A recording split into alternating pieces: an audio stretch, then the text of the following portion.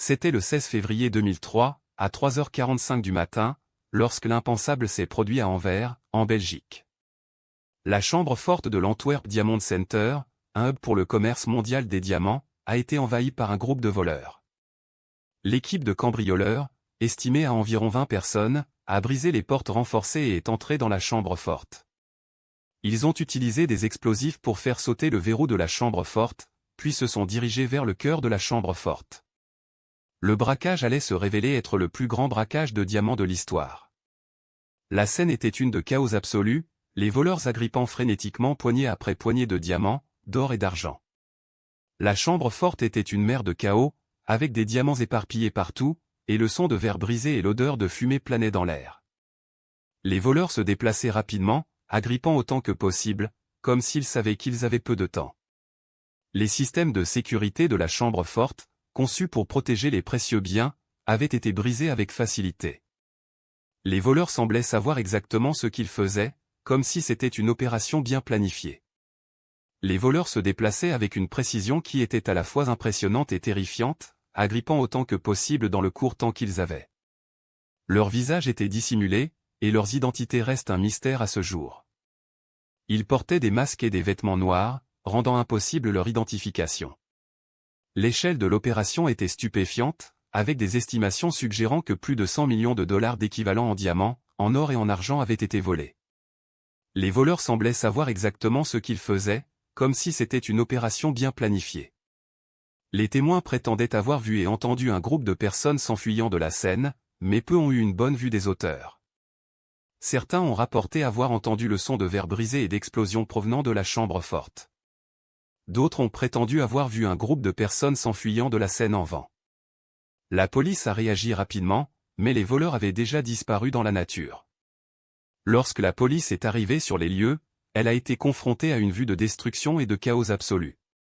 Avant de poursuivre, cliquez sur la corbeille et sonnez la cloche. Nous publions de nouveaux cas chaque jour. Je vais vous emmener à l'origine de cette histoire. C'est une histoire de cupidité, de trahison et de tromperie. L'Antwerp Diamond Center était un hub pour le commerce mondial des diamants, et la chambre forte était la couronne de l'opération. Le propriétaire du centre, Ernest Wegberg, avait une réputation de être l'un des individus les plus fiables de l'industrie. Mais peu lui a-t-il été dit, un groupe de voleurs avait planifié leur coup pendant des mois, et ils allaient se livrer à l'opération du siècle. L'enquête sur le braquage a été l'une des plus grandes et des plus complexes de l'histoire belge. La police était perplexe face à l'échelle de la vol et à la pénurie d'indices de nature à être laissés par les voleurs. Alors qu'ils creusaient plus profond, ils ont découvert que le braquage n'était que la pointe de l'iceberg, et qu'un groupe d'insiders avait été impliqué dans la planification et l'exécution de l'opération. L'Antwerp Diamond Center était un hub pour le commerce mondial des diamants, et la chambre forte était la couronne de l'opération. Mais qui étaient les maîtres motifs derrière le braquage, et comment ont-ils réussi à mettre en œuvre un crime aussi audacieux? Léonard Notarbartolo était l'architecte derrière le fameux braquage de diamants d'Anvers.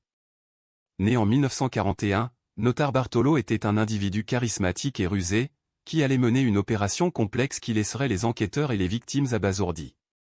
Vivant à Milan, en Italie, Notarbartolo était un homme avec une réputation pour être charmant et sympathique, souvent décrit par ceux qui le connaissaient comme un voleur gentilhomme.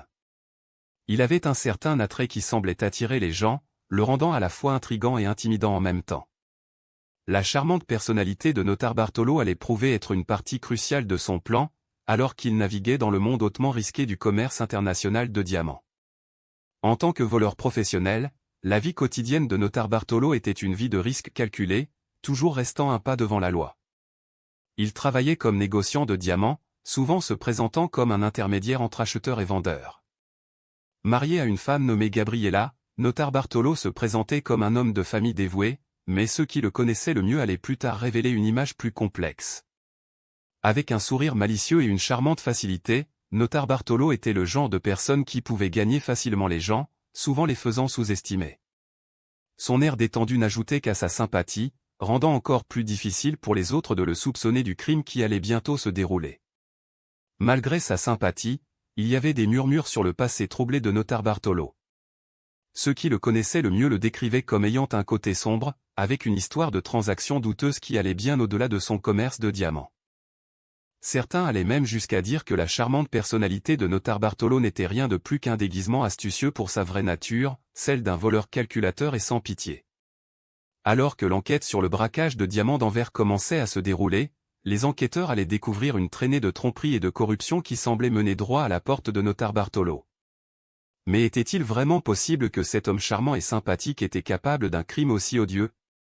Le réseau de connexion et d'amitié de Léonard Notarbartolo était vaste et complexe, rempli de quelques-uns des personnes les plus influentes de l'industrie des diamants. Ceux qui le connaissaient bien parlaient de sa capacité à former des relations étroites avec des personnes de tous les milieux, souvent gagnant leur confiance grâce à son esprit vif et à sa charme. Il était un maître du networking, capable de rassembler des informations précieuses et de bâtir des alliances partout où il allait.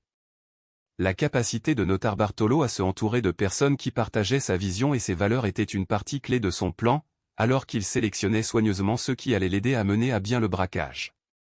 Mais avec un tel réseau de connexions, il ne faisait que temps avant que la vérité ne se déverse, laissant tout le monde se demander, qui serait le premier à craquer sous la pression? C'était un vendredi soir typique dans le quartier des Diamants d'Anvers le 15 février 2003. Le ciel était gris et couvert comme s'il reflétait l'humeur des gens vivant dans la ville. Les résidents d'Anvers allaient et venaient dans leur vie quotidienne, insouciants de ce qui allait se produire. Le bâtiment du centre des Diamants d'Anvers se dressait haut, son coffre-fort abritant une véritable caverne de diamants, d'or et d'autres pierres précieuses. Les rues étaient calmes et tranquilles, le seul bruit étant les rares conversations des passants qui circulaient. On estime que cela a pris à Leonardo Notarbartolo et à son équipe plus de 2 ans pour planifier et se préparer à l'hold-up. Ils ont loué un bureau dans le centre des Diamants d'Anvers pour accéder au coffre-fort. Notarbartolo a effectué une surveillance minutieuse du centre des Diamants, apprenant les routines des gardes et étudiant les systèmes de sécurité du coffre-fort. Le groupe aurait installé une caméra au-dessus de la porte du coffre-fort, qui transmettait des images à un dispositif de stockage dissimulé sous la forme d'un extincteur incendie. Notarbartolo a même visité le coffre-fort sous le prétexte d'une visite régulière, désactivant temporairement les systèmes de sécurité pour préparer le terrain à l'hold-up. L'hold-up lui-même a commencé par Notarbartolo et son équipe utilisant une combinaison d'une longue clé à 2 parties et d'un système de sécurité soigneusement désactivé pour accéder au coffre-fort. Une fois à l'intérieur, ils ont éteint les lumières et ont utilisé un tournevis pour ouvrir la porte du jour.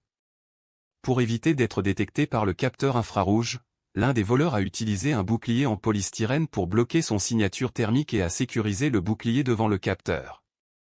Cela leur a permis de se déplacer librement à l'intérieur du coffre-fort sans déclencher d'alarme. Notarbartolo, avec son expérience et son expertise, a soigneusement contourné le verrou magnétique du coffre-fort, qui était un moyen de sécurité crucial qui avait précédemment empêché d'autres d'accéder au contenu précieux à l'intérieur. L'un des détails les plus choquants de l'hold-up des Diamants d'Anvers était l'étendue à laquelle les voleurs ont pu désactiver les systèmes de sécurité avancés. Ils ont réussi à contourner le verrou magnétique et le capteur infrarouge, leur permettant d'accéder au coffre-fort sans être détectés. L'échelle de l'hold-up était stupéfiante, les voleurs s'emparant d'un montant estimé à 100 millions de dollars de diamants, d'or et d'autres pierres précieuses. Le fait qu'ils aient pu mener à bien l'hold-up sans déclencher d'alarme ou avertir les gardes est un témoignage de leur sophistication et de leur expertise. L'hold-up des Diamants d'Anvers était un crime hardi qui a laissé les autorités abasourdies et en train de chercher à reconstituer ce qui s'était passé. Le matin du 16 février 2003, la police a reçu un appel signalant une intrusion non expliquée au Diamond Center à Anvers. Ils sont arrivés sur place pour trouver que la cave avait été forcée, mais au début, cela semblait être un job interne. Les caméras de sécurité avaient été désactivées, et les seules traces de force entrée étaient une fine éraflure sur la porte de la cave et quelques fibres déchirées du extincteur incendie. La police était perdue, et leur première tâche était de survoler la scène du crime et de tenter de reconstituer ce qui s'était passé. Cependant, plus ils enquêtaient, plus ils réalisaient que cela n'était pas une intrusion ordinaire. La pièce clé d'évidence qui a tout changé était une petite caméra que les voleurs avaient installée au-dessus de la porte de la cave. Ils l'ont découverte cachée dans un extincteur incendie et ont initialement pensé qu'il s'agissait d'un équipement normal. Mais lorsqu'ils ont examiné les images, ils ont trouvé qu'elle avait transmis des images à un dispositif de stockage pendant des mois, leur fournissant une chronologie détaillée de la faute. La caméra avait enregistré les voleurs installant le dispositif, effectuant des surveillances et enfin entrant dans la cave.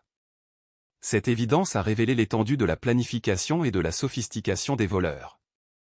Les principaux suspects étaient un groupe de voleurs professionnels dirigé par Leonardo Notarbartolo, un charismatique gangster italien.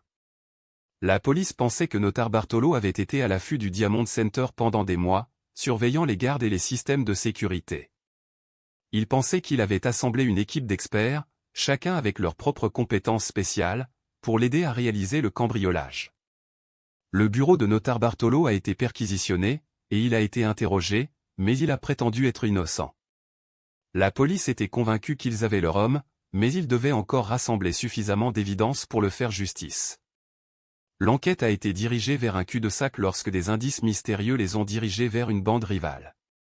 La police a passé des mois à suivre les pistes, à interroger les suspects et à vérifier les indices, mais cela s'est avéré être une chasse aux oies sauvages.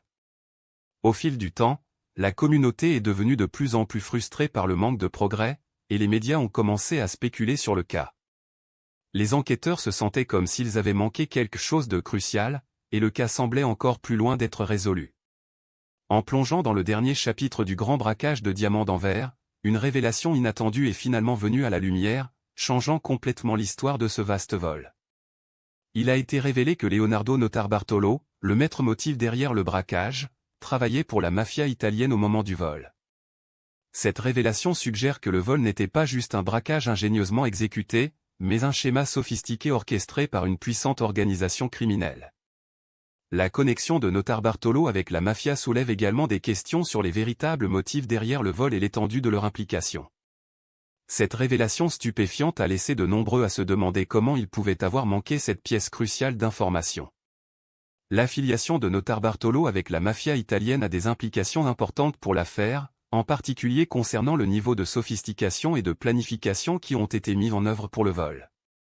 Il est maintenant clair que le vol n'était pas juste un coup habile, mais une opération complexe impliquant plusieurs acteurs et ressources.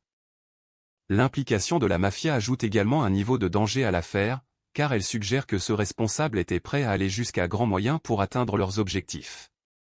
Cette nouvelle information soulève également des questions sur la préparation des autorités pour faire face à un tel crime sophistiqué. L'implication de la mafia a également conduit à des spéculations sur les véritables lieux du détournement des diamants, qui sont toujours manquants à ce jour. Le verdict dans l'affaire est arrivé en 2003, avec Notarbartolo reconnu coupable du grand braquage de diamants d'Anvers en 2003.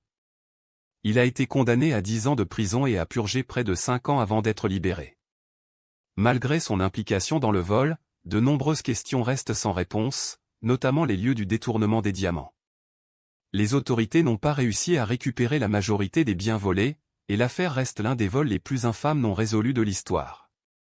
La condamnation de Notarbartolo a apporté une certaine clôture à l'affaire, mais il est clair que l'étendue réelle de l'impact du vol ne sera jamais pleinement connue. Quant aux principaux acteurs, l'implication de Leonardo Notarbartolo avec la mafia italienne a eu des conséquences graves pour lui. Après sa libération de prison, il a été placé sous contrôle judiciaire et a été l'objet de plusieurs enquêtes. Ses anciens complices ont été arrêtés et inculpés en lien avec le vol, mais de nombreuses questions restent sur leur rôle dans le crime.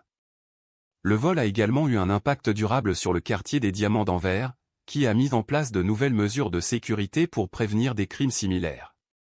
Le vol a également porté l'attention sur les risques du crime organisé et la sophistication des voleurs d'aujourd'hui.